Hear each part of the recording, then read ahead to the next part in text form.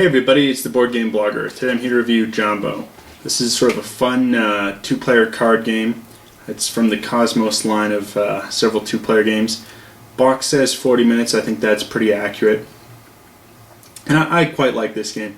Played it with game group buddies, played it with my wife. Everyone seems to like it because it has enough depth in the 40 minutes to make it a fun game.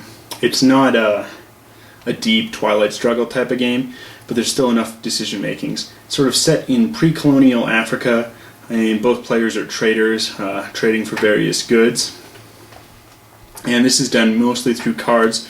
There's some tokens represent the different goods you can buy. There's money tokens, and then there's the action tokens. The card quality I think is quite good. Solid card quality, and you get a ton of cards in this game, and the cards are sort of broken out into different types. Some are reusable, some are one-time use cards, and we'll get into how the game plays in just a moment. However, I don't think they did a very good job with the counters. So some of these counters, the tokens for the money are double-sided, some are not. I mean, this is the same one money piece, and one of them's double-sided and one of them's not. The actions aren't double-sided. I mean, there's no reason to not make all these counters double-sided, and it's just a shame they didn't. Rule book, it's clear. It's a a kind of a lighter type of game, so it's good for what it is. It's not an in-depth game where you need a very large rule set, but I'm sure you're sort of interested in how the game plays. I like it quite a bit. If you're up for a two-player game and you want something in under an hour, this is really one of the best options out there. The theme is good. There's solid player interaction. There's animal cards here that you directly affect your opponent with, which is nice. So some two-player games, you could really get locked out. If it was, just a multiplayer solitaire, which a trading aspect generally is. But that's not the case here. At least in a two-player format, you're normally just trading with the bank, which you do here. But there are some ways to directly affect your opponent, which they needed to balance the game. The game is pretty balanced, and it's interesting enough. So let's take a look now. So here's sort of the board on setup. You've got a market stall. You've got $20. First player to get 60 wins. If, say, player 1 is the first player to get to 60, player 2 then has one final turn to try and surpass that goal. Players will start with some cards here. Here's a good example of what you've got. You've got an animal card that will directly affect your opponent. You've got a utility card which you can play down in front of you and then use each turn for an action. You have trading cards, and then you've got additional market stall cards to add to what you have in the market stall. Now what's going to happen is you've got 5 actions a turn, and so the very first action is you spend the action to draw a card. So we'll spend that action, draw this card. Now this will give us one of everything. It's a pretty powerful card. We see here in the bottom left 10, that's the cost to purchase these goods, and then 18 is the cost to sell it. Now let's say I didn't want this card.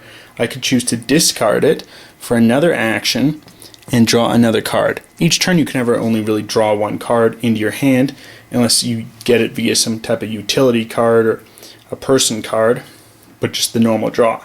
But it's using actions to do so, and you're hard limited to 5 actions a turn. So let's say we'll keep that. Now I want to purchase these items, so that's going to be 5 gold.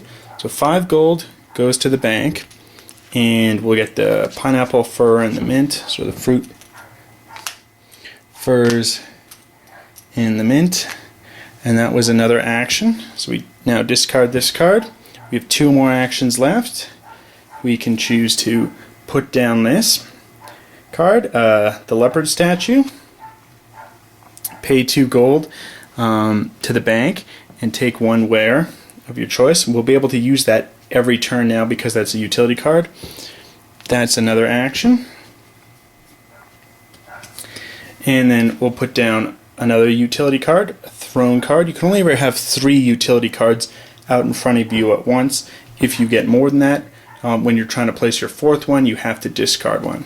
So that was all 5 actions. Now it's the red player's turn. We can examine their hand. Have some interesting cards here. Similar stuff, also a leopard statue and a throne. They can be played as well. So again, first thing we'll do is we'll draw a card. We don't want that, so we're going to spend another action. So that's 2 actions. The well, we're going to chuck the well. We don't really need more market space at the time. We'll chuck that. Another market space. And the final action is simply drawing. Now we've finally got some goods. But that was all 5 actions because we were just trying to cycle through the deck. And now it's back to the green player. They're going to spend an action, draw a card. Looks good. We'll keep that. Spend an action to tap the leopard statue, which is to pay 2 gold, and you take a ware of your choice. So we'll do that. And we'll grab a fur.